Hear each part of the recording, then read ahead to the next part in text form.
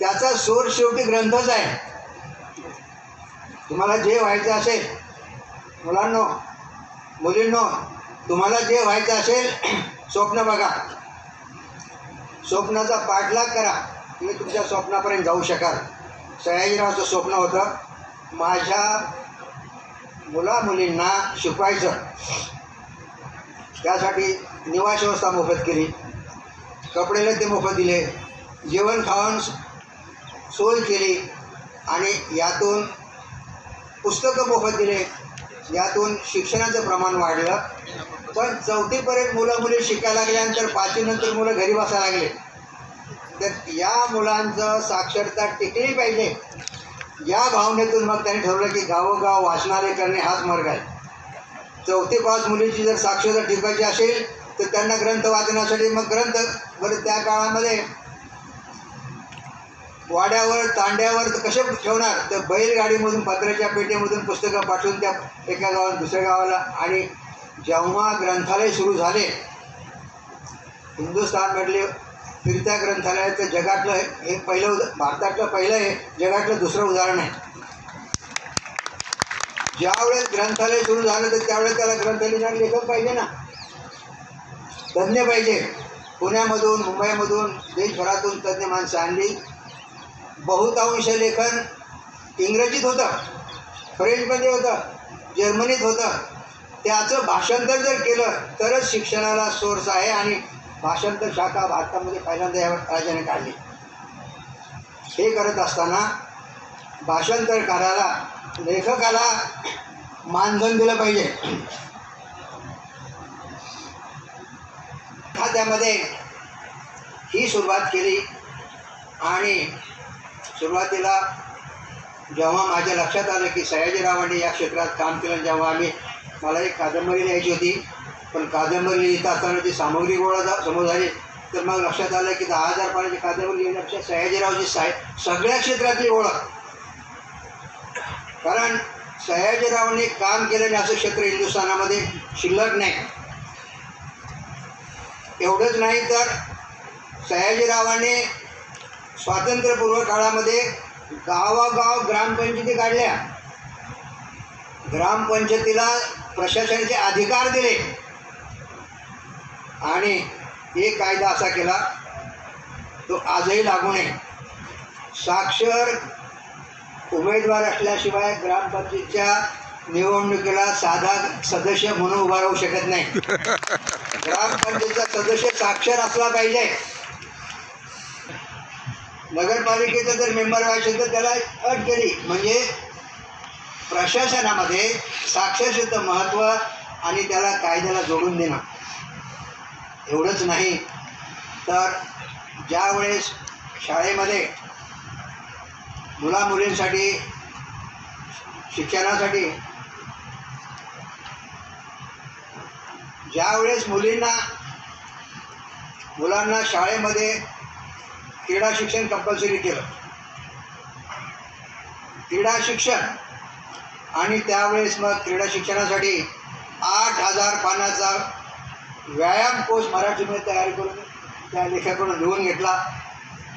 मुलींना क्रीडा शिक्षण कंपल्सरी करून थांबले नाही तर महिलांसाठी व्यायामशाळा काढल्या. पुरुष मंडळी सुखदुःख व्यक्त करायला क्लबमध्ये जात होते.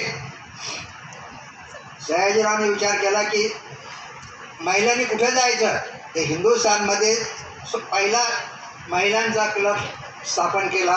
आणि त्या क्लबमध्ये महिलांनी येऊन आपलं अडचणी सुखदुःख एकमेकीशी व्यक्त करावा. हे सगळं सामाजिक सुधारणेची अंग आहे. शिक्षणाचं जे पहिलं क्षेत्र होतं सयाजीरावने ओळखलं की शिक्षणच हे प्रगती परिवर्तनाचं एकमेव साधन आहे.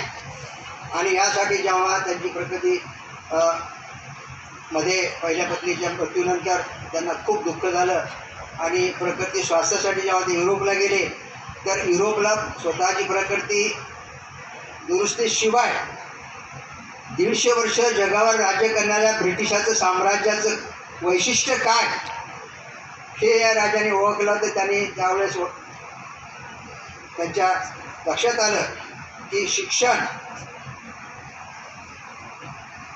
लेखन, उद्योग आणि शेती व्यवसाय ह्या 4 गोष्टी जर आपण नीट केल्या तर प्रगती होऊ शकते. आणि पहिल्याच युरोप टूरहून सयाजीरावांनी एक शहराचं प्लॅनिंग करणारा अधिकारी आणला, अमेरिकेतून एक ग्रंथालयाचा तज्ज्ञ आणला, एक इंजिनिअरिंगमधला तज्ज्ञ आणला, एक म्हणजे बँड कसा वाजवावा स्वित्झर्लंडहून तज्ज्ञ आणला. म्हणजे जगातले उत्तम गोष्टी पडूद्यात आणून सयाजीरावांनी सुधारणा जेव्हा सुरू केल्या आणि सुधारण्याची सुरुवात त्यांनी स्वतःपासून केली. ज्यावेळेस आम्ही साहित्य म्हणतो आणि सुधारणा म्हणतो, एक प्रसंग तुम्हाला सांगणं गरजेचं आहे की ज्यावेळेस सयाजीराव राजा झाले, राजाने त्यांना दत्तक घेतलं आणि राजमाता चिमणाबाई राजांना पुण्य मिळा म्हणून दरवर्षी हजारो लोकांना जेवण खावण, ब्राह्मणांना मुसलमानांना खिचडी वाटायचे, दान धर्म करायचे. आणि ते हिशोब जेव्हा यायचे एकूण खर्चाचा 10% खर्च हा दान धर्म जायला लागला.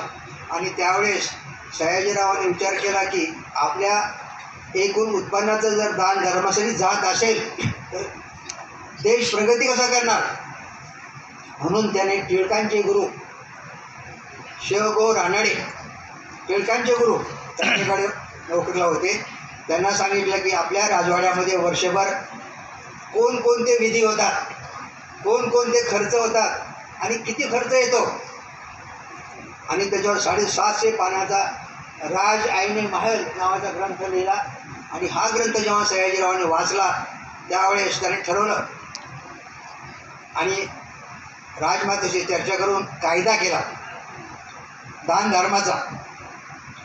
जे अपंग असतील, निराधार असतील, वृद्ध असतील, ज्यांना कोणी विचारत नाही अशांनाच फक्त खिचडी वाटावी. काय व्हायचं, राजा ब्राह्मण आणि मुस्लिमांना खिचडी वाटतो म्हणून नोकरीवाले ब्राह्मण आणि मुस्लिमसुद्धा खिचडी घेऊन जायचे आणि ते तांदूळ आणि डाळ परत विकत घेणारे दुकानं गावात सुरू झाले होते. ते सयाजीरावांचे लक्षात आलं आणि त्यांनी हळूहळू आर्थिक नियोजन सुरू केलं. यामध्ये एक मुद्दाही सांगणं फार गरजेचं आहे. ज्यावेळेस राज्य गादीवर आला राजा त्यावेळेस 17 लाख रुपये वार्षिक तोटा होता. पण पहिल्या 25 वर्षामध्ये आर्थिक नियोजन करून हा राजा जगातला 7व्या क्रमांकाचा श्रीमंत झाला. जगातला 7वा आणि या 7व्या क्रमांकाच्या श्रीमंतीचा उपयोग त्याने सत्कार्यासाठी, शिष्यवृत्तीसाठी, लोकसेवेसाठी दान धर्म सुरू केला. आणि उभ्या आयुष्यामध्ये गरजूंना मदत करण्याचा आकडा जो मला मिळाला तो 89 कोटीपर्यंत गेलेला आहे. सयाजीरावांनी उभ्या आयुष्यामध्ये 89 कोटींच्या शिष्यवृत्त्या दिल्या.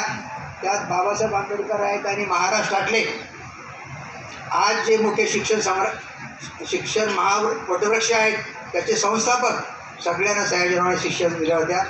त्यांची शिष्यवृत्तीची अट असायची, तुम्हाला मी शिष्यवृत्ती देतो, काही काळ माझ्याकडे नोकरी केली पाहिजे. म्हणजे 50% शिष्यवृत्तीचं आरक्षण झालं, 50% नोकरीतून आरक्षण झालं, 100% आरक्षण देत होते ना. ते जर करायचं नसेल शिष्यवृत्ती परत करा, ती शिष्यवृत्ती मी आणखी दुसऱ्यासाठी वापरेन. हेही करायचं नसेल तर तुम्ही तुमच्या भागात जाऊन गरीब मुलासाठी शाळा सुरू करा. महाराष्ट्रामध्ये अशा 185 संस्था सुरू झाल्या. त्या आज भारतातील महत्त्वाच्या संस्था आहेत. धुळे जिल्ह्यात आहे, जळगावची बेंडाळे साहेबांची संस्था आहे, शिवाजी शिक्षण संस्था आहे, रयत शिक्षण संस्था आहे, विवेकानंद शिक्षण संस्था आहे. अशा शिक्षणातले महावटवृक्ष सयाजीरावांच्या शिष्यवृत्तीने उभे राहिले. असा हा राजा समाजशिल्पशास्त्रज्ञ झाला. समाजशिल्पशास्त्रज्ञ सर्वात जर महत्त्वाचे काम काय केले असेल तर त्यांनी सांगितलं की धर्म समाज जीवनाचं अंग आहे. धर्म समाज जीवनाचं अंग आहे, पण धर्माने जनसामान्याची कीव केली पाहिजे, लक्षात ठेवलं पाहिजे. आणि यातून सयाजीरावाने 1915 साठी पहिला पुरोहित कायदा केला. का केला तर देवघरात पूजा करणाऱ्या पुजाऱ्याने सयाजीरावाला येऊ दिलं नाही. महाराज तुम्ही आत येऊ नका. सयाजीरावाला प्रश्न पडला की काय असेल. शाहू महाराज असते, शाहू महाराजांनी त्याला आत ओढलं असतं, 2 फटके मारले असते शाहू महाराजांनी. सयाजीरावाने सरदेसाई नावाचे विद्वान त्यांच्या नोकरीला होते, रियासतकार. त्यांना विचारलं की मला आपले हिंदू धर्माचे मूळ ग्रंथ कोणते आहेत. ते म्हणाले 4 वेद आहेत. सयाजीराव म्हणाले मला 4 शिक्षक बघा, मला 2 महिने या ग्रंथाचा मूळ हिंदू धर्माचं सार समजून घ्यायचं. आणि सयाजीराव त्या गुरुजींकडे 3 महिने 4ही वेदांचा अर्थ समजून घेतला. पण या वेदात तुम्ही सांगत नाही धर्माची पूजा कोणी करावी. गुरुजी म्हणाले कोणी करू शकतं, वेदामध्ये काही लिहिलं नाही. सयाजीरावांनी त्याच दिवशी बडोद्यामध्ये पुरोहित कायदा सुरू केला. स्वतःच्या राजवाड्यामध्ये 1895ला ब्राह्मणेतर मुलामुलींसाठी वैदिक पाठशाळा सुरू केली. आणि मला वाटतं हा सुद्धा धार्मिक समाजक्रांतीचा फार मोठा सुरुवात आहे. यानंतर 3 वर्षांनी जगामध्ये धर्म खात्याची सुरुवात केली. आजपर्यंत जगामध्ये कोणत्याही राजाने धर्म खाते काढलेले नाही. जगामध्ये धर्माचं स्थान फार महत्त्वाचं आहे, पण धर्म खाते काढणारा हा पहिला राजा आहे. या राजाने धर्म सुधारणा केल्या, शेती सुधारणा केल्या आणि साहित्याच्या अंगाने म्हणाल तर सयाजीराव हे स्वतः एक प्रज्ञावंत विचारवंत होते. त्यांनी जो राजा 12 वर्षे निरक्षर होता, 18 वर्षे राजा बनला आणि 1831 वर्षापर्यंत वयाच्या 31व्या वर्षी त्यांनी जगातला एक गाजलेला ग्रंथ आहे, तुमच्यापैकी जे इतिहासाचे प्रोफेसर असतील त्यांना माहीत आहे, एडवर्ड गिबन नावाचा मोठा इतिहासकार होऊन गेला आहे पाश्चिमात्य.